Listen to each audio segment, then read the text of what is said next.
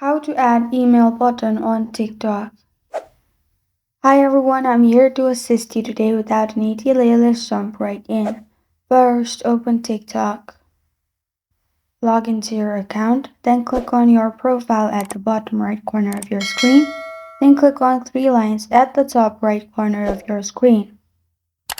Then at the bottom, click on Settings and Privacy. In Settings and Privacy, click on Account, which is the first option.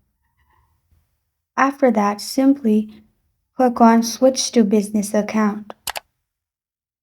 You'll find this kind of screen pop up. Click on Next, Next, and Next.